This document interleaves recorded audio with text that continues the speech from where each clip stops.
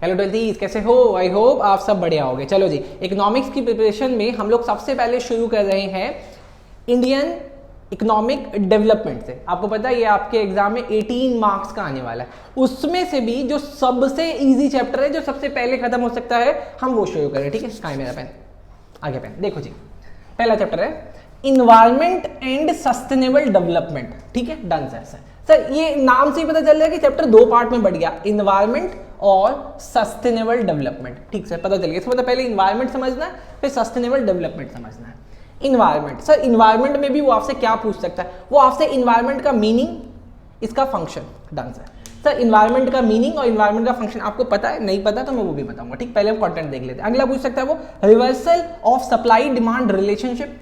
यहां पे वो आपसे पूछेगा कि सप्लाई ज्यादा हो या डिमांड ज्यादा हो, या डिमांड ज्यादा हो या सप्लाई ज्यादा हो, वो मैं एक्सप्लेन करूंगा। अगला है global warming, ozone depletion, state का मतलब इन्वायरमेंट का स्टेट आज इंडिया में कैसा है, स्टेट वो वाले स्टेट नहीं सर। उसके बाद अगला है चैलेंजेस, कि इन्वायरमेंट के लेके हमारे पास क्या क्या चैलेंजेस हैं, और इसी में से मुझे ऐसा लगता है ये 3 क्वेश्चन इंपॉर्टेंट बन सकते हैं। पहला कि कैरिंग कैपेसिटी क्या होती है।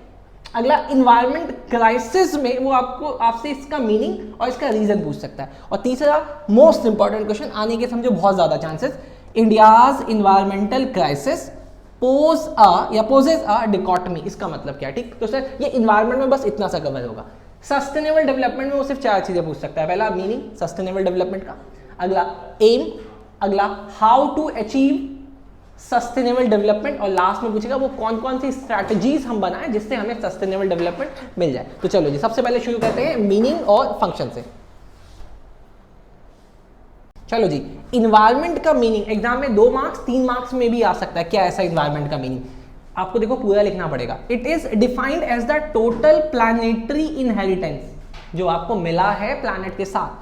It is defined as the total planetary inheritance. बोलो, it is defined as the total planetary inheritance and totality of all resources. Done sir, याद हो गया। एक बार और रिकॉल करो। It is defined as the total planetary inheritance and totality of all resources. Done sir. Sir resources 2 तरीके के, it include biotic and abiotic. Biotic में all living thing, जैसे कि आप हो गए, मैं हो गया, एनिमल्स हो गया, बर्ड हो गया, या प्लांट्स हो गए। ठीक सर नॉन बायोटिक या अबायोटिक में हो गया सर, जैसे आपके हील्स हो गए, जो नॉन लिविंग थिंग है। ठीक, डन सर। ये 2 चीजें लिख के आएंगे। तीसरा चीज sum total of all external forces, जितने भी एक्सटर्नल फोर्सेस हम पे पढ़ते हैं वो सब। ठीक सर। अच्छा सर, मीनिंग के बाद अब देखते हैं फंक्शन। इंपॉर्टेंट है, अभी हाथों हाथ याद होगा। इन्वायरमेंट का फंक्शन सर सिर्फ 4 काम करता है। पहला, ये लाइफ को सस्टेन करता है, हमारा इन्वायरमेंट लाइफ को सस्टेन करता है। ठीक है। दूसरा सर, ये वेस्ट को एसिमिलेट्स करता है, मतलब हम जो वेस्ट जनरेट करते हैं ये इसको कंज्यूम कर डालता है। ठीक सर। तीसरा, प्रोवाइड रिसोर्सेज फॉर प्रोडक्शन, हमें ये ऐसे रिसोर्सेज भी दे रहा है जिससे हम प्रोडक्शन कर पाए। सर लास्ट है एस्थेटिक सर्विसेज, हमें सीनिक व्यू भी देता है, हमें हिल्स भी देता है, हमें झरने भी देता है, ये सारी चीजें भी देती है। सर 4 चीजें जल्दी से देखिए। Sustain life, assimilates waste, third provide resources for production, aesthetic services. ठीक है, done. Reversal of supply demand relationship, इसका मतलब है क्वेश्चन में reason for environmental degradation, environment का डिग्रेडेशन क्यों हो रहा है। सर उसके लिए आपको 2 बातें लिखनी है। पहले demand was less than supply, but now demand is more than supply. किस चीज की डिमांड और किस चीज की सप्लाई? सिर्फ 2 पॉइंट रट लो, एग्जाम में आएगा। Pollution was within the absorption limit, pollution was within absorption limit, पहली बात। दूसरा, extraction was less than regeneration, extraction आपके renewable resources non renewable resources का जो एक्सट्रैक्शन है वो पहले रीजनरेशन से कम था, मतलब पहले एक्सट्रैक्ट कम होता था, जनरेट ज्यादा होता था। वैसे ही पॉल्यूशन के केस में पॉल्यूशन कम होता था, एब्जॉर्ब ज्यादा होता था। लेकिन अब क्या हो गया है? पॉल्यूशन ज्यादा हो गया है, एब्जॉर्प्शन कम हो गया है, एक्सट्रैक्शन ज्यादा हो गया है, रीजनरेशन कम हो गया है। तो इसके अंदर ये 2 रीजन लिखने थे। ठीक, चलो। ऑप्शन और reversal of supply demand relationship के बाद अब हम करेंगे ग्लोबल वार्मिंग और ozone depletion. Global warming exam में आ सकता है? हाँ जी बेटा, आ सकता है। ग्लोबल वार्मिंग में 3 चीजें, मीनिंग, कॉजेज और मेन इफेक्ट। ठीक, वैसे ही ओजोन में भी 3 चीजें, मीनिंग, कॉजेज और मेन इफेक्ट। ग्लोबल वार्मिंग देखो है बड़ा सिंपल, लेकिन एग्जाम में आपको थोड़ा सा टेक्निकल डेफिनेशन लिखनी पड़ेगी तभी मार्क्स मिलेगा। It is the observed and projected increase in the average temperature of earth atmosphere and ocean. Atmosphere का टेम्परेचर बढ़ना, जैसे आजकल बढ़ रहा है ना 49-50 पहुंच रहा है, ठीक वैसे ही पानी का भी तापमान बढ़ना, इन दोनों का बढ़ना। लेकिन कैसा, एक तो ऑब्जर्व्ड और प्रोजेक्टेड। ऑब्जर्व्ड हम अभी जो कर रहे हैं कि बढ़ रहा है, और प्रोजेक्टेड है कि अगर ऐसे बढ़ता रहा तो एक दिन फट जाएगा सब। हाँ चलो जी, डेफिनेशन याद क्या लिखेंगे, it is the observed and projected increase in average temperature. कहाँ का, एटमॉस्फेयर का और ओशन का। ठीक सर, इससे क्या क्या होगा, आई मीन इससे क्या क्या कैसे कैसे होता है ये। पहला, अब हम बर्न करते हैं कोल और पेट्रोल, पहला रीजन।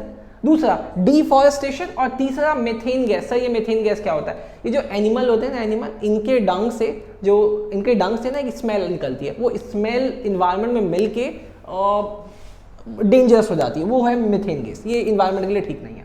अच्छा, उसके बाद अगला है मेन इफेक्ट। सर इससे क्या क्या होता है, अगर सर ग्लोबल वार्मिंग हो रही है तो इसका इफेक्ट कहाँ कहाँ जाएगा। पहला, मेल्टिंग ऑफ आइस, ठीक। दूसरा, नेचुरल डिजास्टर्स का रीजन भी है ग्लोबल वार्मिंग। तीसरा है ट्रॉपिकल डिसीजेस। अब ये ट्रॉपिकल डिसीजेस क्या होते हैं, आप इसमें एग्जांपल लिख के आओगे, जैसे मलेरिया हो गया, डेंगू हो गया, इस तरीके की बीमारियां, ठीक। अच्छा, effect on animal and season.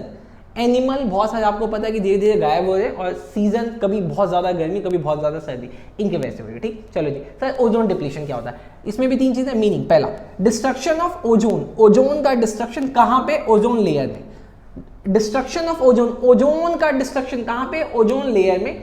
Due to the pressure, उसमें प्रेशर बनाता कौन है सर, उसमें प्रेशर ना 2 लोग बनाते हैं। डेफिनेशन में आपको सिर्फ एक का नाम लिखना है, pressure of chlorine from CFC। CFC full form याद हो जाए तो लिख देना, नहीं तो CFC भी चलेगा, क्लोरो फ्लोरो कार्बन, इसी से निकलता है। And other forces, other forces अभी वहां पे देखेंगे, ठीक सर। डेफिनेशन याद होगी, destruction of ozone in ozone layer due to pressure of chlorine from CFC and other forces. Sir causes क्या है, आई मीन किससे होता है। सर एक तो आप AC चलाना बंद कर दो। सर क्यों, क्योंकि AC से निकलता है क्लोरोफ्लोरोकार्बन, और उसी से जनरेट होता है क्लोरीन। दूसरा है ब्रोमाइन। सर ब्रोमाइन किससे निकलता है, फायर एक्सटिंग्विशर से। तो कभी अगर आपके आसपास आग लगे तो बेटा फायर एक्सटिंग्विशर मत चलाना, जलने देना, ठीक, क्योंकि उससे क्या निकल जाएगा, ब्रोमाइन निकल जाएगा। नहीं बेटा ऐसा नहीं करना, उससे ब्रोमाइन निकलता है। ब्रोमाइन भी लेयर में जाता है, ओजोन लेयर में, और उस पर छेद कर देता है, ठीक सर। एरोसोल ड्रॉपलेट उसका कंपोजिशन है, ठीक सर। तीसरा सर मेन इफेक्ट क्या है, सर क्यों हम ना होने दे छेद। मैं कह रहा हूँ अगर छेद होने दोगे तो क्या हो जाएगा सर, उससे ना किरणें निकलेंगी, आपके सनलाइट से ना कुछ रेस निकलती है जिसको ओजोन लेयर रोक देती है, आई मीन सिर्फ लाइट भेजती है नीचे। लेकिन अगर वो किरणें डायरेक्ट पहुंचने लगी तो उससे होगा स्किन कैंसर। एक्वेटिक मतलब पानी में रहने वाले सारे जो लिविंग थिंग्स है वो खराब होने लगेंगे, स्टिंग मतलब गायब होने लग जाएंगे। तीसरा, ग्रोथ ऑफ टेरेस्ट्रियल प्लांट। बहुत सारे ऐसे प्लांट होंगे जो कभी ग्रो ही नहीं करेगा। चलो ठीक, अब हम आगे देखते हैं स्टेट एंड चैलेंजेस। चलो जी, अब स्टेट देखते हैं। स्टेट क्या है, इंडिया का इन्वायरमेंटल स्टेट कैसा है। चलो जी देखो जी, आपको बहुत अच्छी अच्छी बातें पता चलेगी। पहला, ब्लैक सॉइल वर्ल्ड का सबसे ज्यादा और सबसे क्वालिटी वाला, बहुत अच्छी क्वालिटी वाला इंडिया में मिलता है, जिसमें कॉटन ग्रो होता है। दूसरा, Indo Gangetic plains world level पे मोस्ट फर्टाइल लैंड है, डेंसली पॉपुलेटेड है, कहाँ है, इंडिया में है। तीसरा, इंडियाज फॉरेस्ट वर्ल्ड लेवल पे फेमस है, इंडिया का फॉरेस्ट। आपको पता है स्पाइसेस, मेडिसिन, 1500 से ज़्यादा ऐसे मेडिसिन, 15,000 से ज़्यादा ऐसे प्लांटिक मेडिसिन है जो इंडिया में होते हैं। Large deposit of iron ore, coal etcetera, bauxite, copper, gold, diamond, ये सब इंडिया में मिलता है सर। तो इसका मतलब इंडिया का स्टेट अच्छा है, इंडिया का स्टेट अच्छा है, लेकिन ये खराब हो रहा है, ठीक सर। अब इसी स्टेट में आपको एक क्वेश्चन एग्जाम में मिलेगा कि India's environmental problem pose a dichotomy. मतलब सर ये नहीं समझ में आया, ये समझ में नहीं आया। देखो बेटा ऐसा है कि बड़ी दुविधा है कि क्या करें, नहीं समझ में आया। देखो रिच के वजह से भी प्रॉब्लम है और पुअर के वजह से भी प्रॉब्लम है। सर नहीं समझ में आया। देखो ऐसे समझो कि पुअर के वजह से क्या प्रॉब्लम है, पुअर पॉवर्टी कॉजेज डिफॉरेस्टेशन। मतलब सर देखो क्या environment problem pose a dichotomy, मतलब कि पॉवर्टी डिफॉरेस्टेशन कॉज करती है। सही बात है, खाना वाना बनाने के लिए आपको लिखना है वहां पे। दूसरा, सर रिच भी इन्वायरमेंट को प्रॉब्लम कर रहा है, कैसे affluent standard of life degrade environment. उबित तरीके से सर समझ में आ गया मुझे, मतलब समझ में आ गया, इंपॉर्टेंट क्वेश्चन है। इन्वायरमेंट प्रॉब्लम डिकॉटमी की वजह से, डिकॉटमी का मतलब होता है कॉन्ट्रास्ट या कंफ्यूजन, रिच की वजह से भी पुअर की वजह से, क्या करें, गरीबी खत्म करें या रिचनेस खत्म करें। चलो सर ये समझ में आया। अच्छा उसके बाद अगला है चैलेंजेस। सर इन्वायरमेंट के क्या क्या चैलेंजेस, ये आखिरी टॉपिक है आपके इन्वायरमेंट का। पहला लैंड डिग्रेडेशन, सर ये क्या होता है। फॉरेस्ट डिग्रेडेशन, सर ये क्या होता है, क्या होता है, तो जल्दी से लिखो, मैं बोल रहा हूँ, लिखो। लैंड डिग्रेडेशन क्या होता है, decline in the overall quality, decline in the land degradation में बेटा, लैंड डिग्रेडेशन लिखो जल्दी, decline in the overall quality of soil, water और vegetation condition by human being. तीन चीजें जब आप खराब कर दो, क्या क्या, सॉयल, वाटर और वेजिटेशन, वेजिटेशन का मतलब प्लांट, तो उससे होता है land degrade. Sir forest degradation का मतलब क्या होता है, लिखो बेटा, परमानेंट डिस्ट्रक्शन, टेम्पररी नहीं, permanent destruction of indigenous forest and Woodlands, जब आप इसको खराब कर दो। सर सॉइल इरोजन का मतलब क्या होता है, जब आप टॉप मोस्ट सॉइल मतलब फर्टाइल सॉइल उड़ जाए। सर किस वजह से, या तो हैवी रेन या फ्लड की वजह से। सर उसके बाद है बायोडाइवर्सिटी लॉस, क्या होता है, देखो बायोडाइवर्सिटी का मतलब होता है, बायोडाइवर्सिटी का मतलब होता है इनॉर्मस लाइफ, बहुत तरीके की क्वालिटीज की लाइफ, बहुत सारे स्पेसीज, लेकिन धीरे धीरे धीरे ये कम होते चले जा रहे हैं। तो इसका मतलब ये उसका भी लॉस हो रहा है इन्वायरमेंट की वजह से। उसके बाद है वाटर पोल्यूशन, एयर पोल्यूशन, आपको ये आता है। चलो जी, यहाँ तक हमने ये पूरा इन्वायरमेंट कवर कर दिया, इंपॉर्टेंट क्वेश्चन भी कवर कर दिया, लेकिन अभी भी एक चीज़ रहती है, एक चीज़ कहूँ, दो चीज़ें रहती है, एक तो कैरिंग कैपेसिटी और दूसरा रहता है आपका, बोलो, कैरिंग कैपेसिटी के बाद इन्वायरमेंटल क्राइसिस, वो दोनों क्वेश्चन भी इंपॉर्टेंट है, वो भी करते हैं। चलो ओके।